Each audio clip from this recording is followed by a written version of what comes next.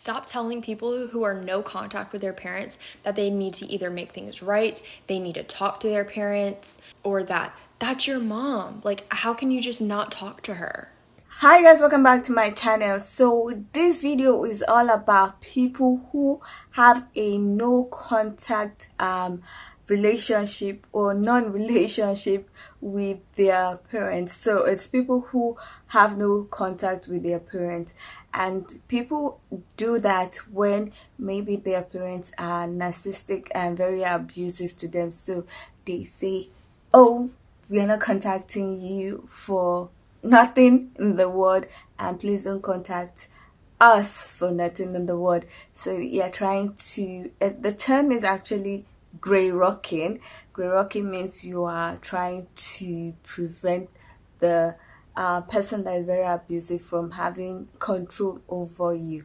Now, if you've been watching my commentary videos, you will know that I have a male parent who is very abusive. He was very abusive to my mother, and I have actually had no contact with that person for about 5 years after my mom died. And after we check out people's reasons for having no contact with their parents, I would talk about my own experience and why I had to establish that rule, or why I had to do that. So let's check out some people's reasons and response to having no contact with their parents, and then I would talk about myself. So let's get into this video. Stop telling people who are no contact with their parents that they need to either make things right, they need to talk to their parents, or that's your mom. Like, how can you just not talk to her? I had someone on my live yesterday say that my mom is not guaranteed tomorrow, and that should give me the reason that I need to talk to her. Y'all only know the 2 stories that I've told y'all. I have 26 years worth of things that have happened. I just know that if it was my husband that was saying or doing the things that my mom has done, that y'all would not be telling me that I need to stay with him and talk to him and make it work. So why is it different when it comes to parents? I don't care who you are. I have boundaries. I'm not gonna let people treat me just whichever way they want to treat me. Also, keep in mind that me being no contact with my mom was not an easy decision for me. It is not something I wanted to do or that I took lightly, and I'm still not happy about it. I don't want to have this sort of relationship. I don't want to be doing this, but I'm also putting myself first and doing what I feel is best. So I'm no contact with my family, and the reason that I chose to go no contact with my family is because I'm the scapegoat in a narcissist family system. If you know, you know. If you don't, I guess Google. But when I first went no contact with my parents, I was still talking to my sibling. And I noticed after a while of me being no contact that the way that my siblings were describing my narcissist parent slowly started to change. All of a sudden, they saw him the way I saw him. They were telling me how bad he was and how awful things had gotten in the house. And based on the stories, it was bad. Well, today I learned something that made all of that make the fuck sense. Turns out that when you're the scapegoat, the narcissist uses you to keep it all together. You are how they emotionally regulate themselves. By concentrating their negativity on you, it doesn't go flying everywhere and other people can't see it, just you. Which means when you leave, there's no one there to absorb that negativity. And the narc has to find a new scapegoat. And everyone who didn't believe you is about to learn. Parents, I do not think you've recognized this yet. The new breed of adults that are coming up right now are requiring that you actually have a healthy relationship with them for them to keep in contact with you. It's no longer enough that you gave birth to them, educated them, and did all the things that you needed to do as a parent for you to have a relationship with your kids anymore. If at all at any one moment that you were abusive, toxic, or any of those things, you're being cut off quick, fast, and in a hurry. And they have no remorse. These new breeds of adults are not being hampered by curses, blessings, or responsibilities for a child to their parents. When it comes to cutting those parents off, they're cutting them off and then they come and discuss about it later. So if you're sitting down there thinking, oh, they will one day come and realize who their father is. And they are not even blinking when they're moving along and moving on from you.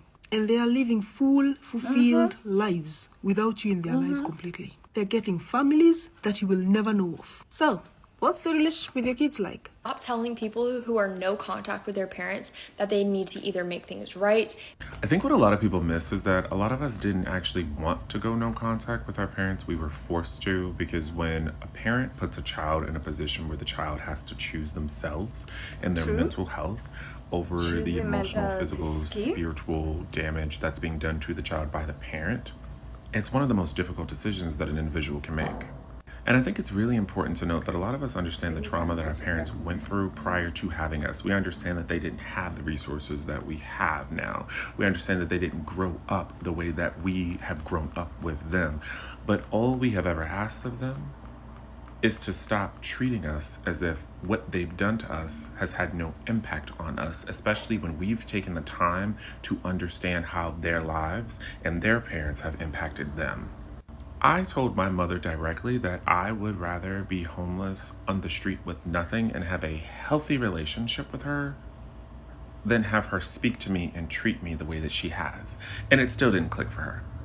I went through some of the worst losses in my life, and she mocked the entire situation. So for me, when a parent kicks a child when they're at the low points that I have faced, you forced me to go no contact with you, because at that point, contact with you is causing me physical harm. A lot of people don't understand that a lot of us have very internal reactions to the hurt and pain that our parents have caused us that manifests itself in a physical nature. For me, I start shaking, I get night sweats, I start having panic attacks.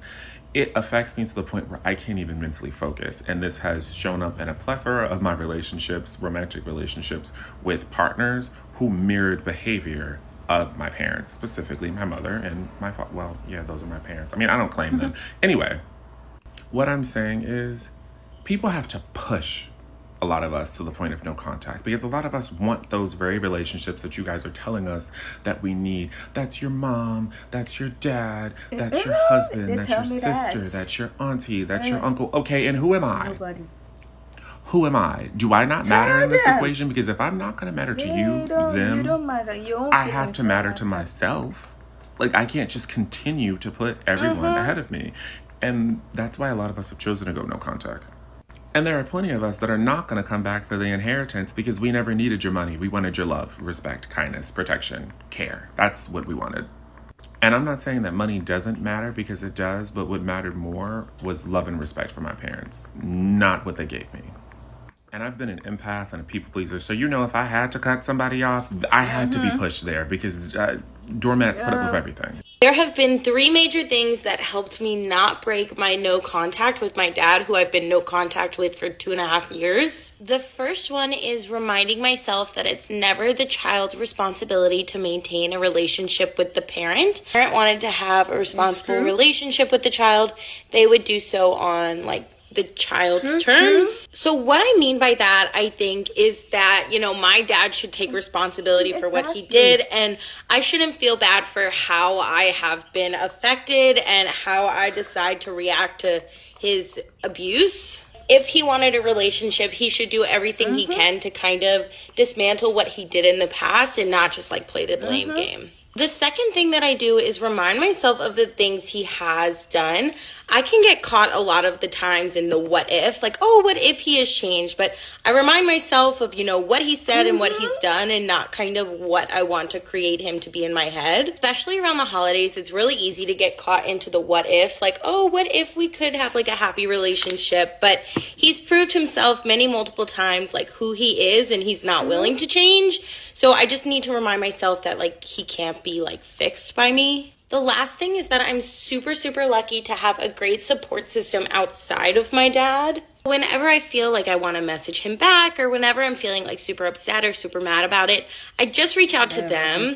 Whenever I get a message from my dad, it's a screenshot into the siblings group chat for sure, so they can kind of walk me down off the ledge and say what they kind of see from it from a more level-headed perspective. Those are the things that have worked really, really well for me to keep my no contact with my narcissist father, but I'm not a therapist or anything by any means, so what works for me might not work for other people. Remaining no contact with my dad has been really hard, because there's a lot of times that I really want to send an FU message, but it has really been beneficial for my mental health to not speak to him.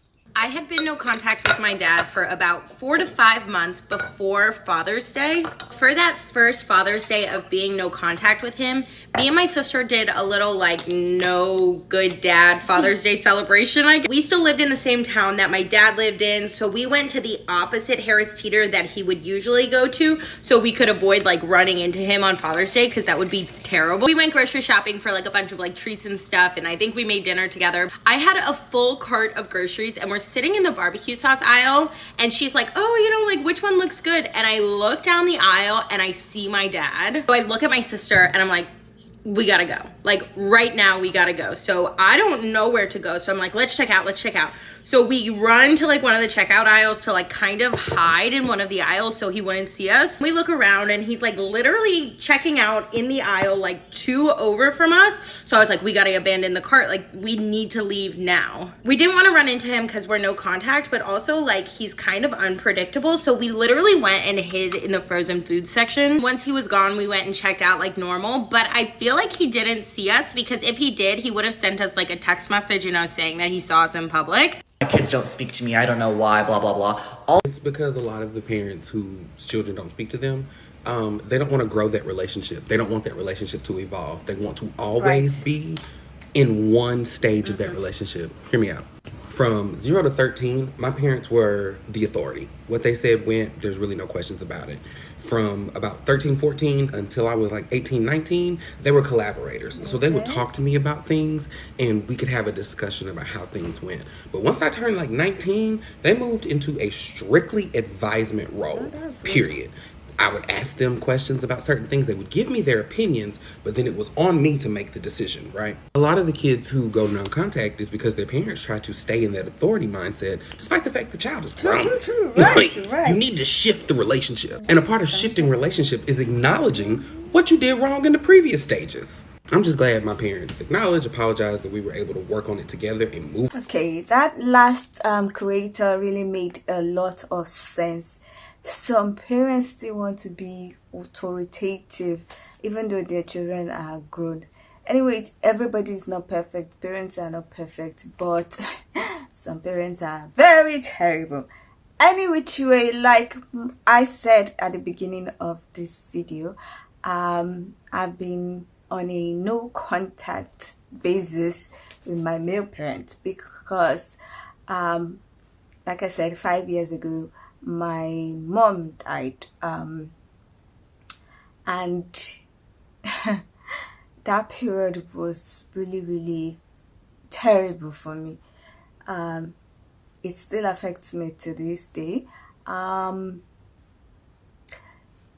I said in my other videos, she experienced a lot of emotional and physical abuse, and I don't even know how to say this, but a lot of things happened that eventually made her develop the cancer, pancreatic cancer, that we were trying to prolong her life by, like, even if it's a few years, because the prognosis for pancreatic cancer is not good, but we wanted to at least have 2 to 3 years with her. And after 72 hours after her surgery, she died.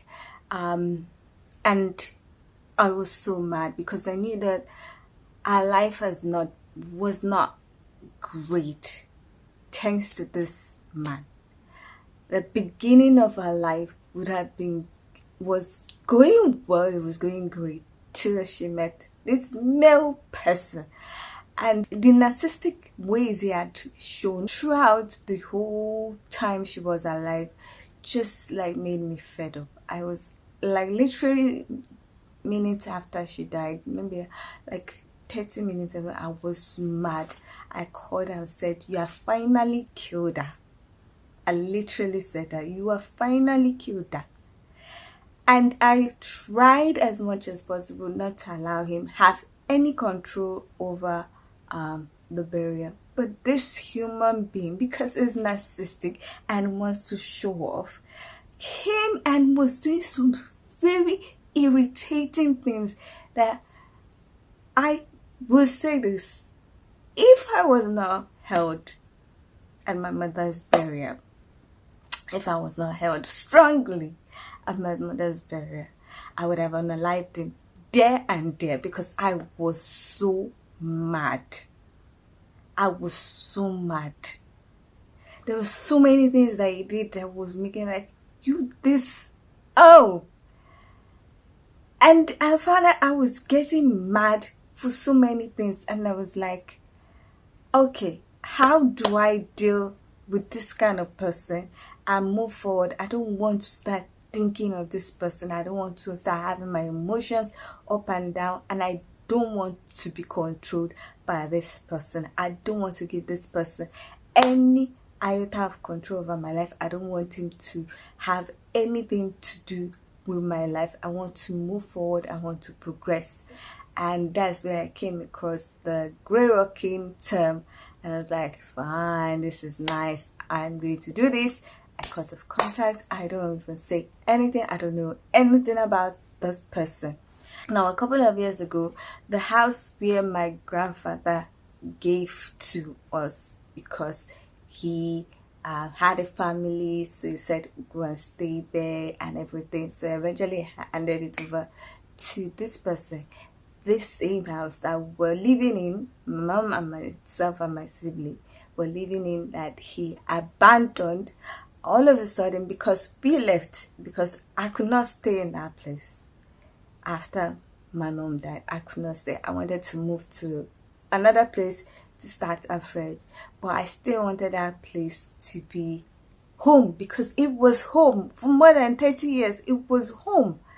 So I wanted it to be like a place where no matter what, me and my sibling, we can go and just feel like my mother's presence, or just stay and just remember staying with my mom and everything, and my grandmother, because my grandmother used to stay with us.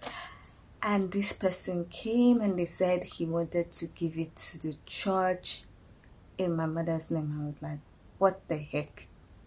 Which name? Any which way, he went, was talking and everything with the vicar and everything, and it was a lot of back and forth with them. And I was like, this person knows that we want to keep that house, and yet he's doing this. And I realized after like a year of back and forth, I was just thinking, I was like, this is a form of control. He's trying to get us to talk or something, and I was like, okay, I give up.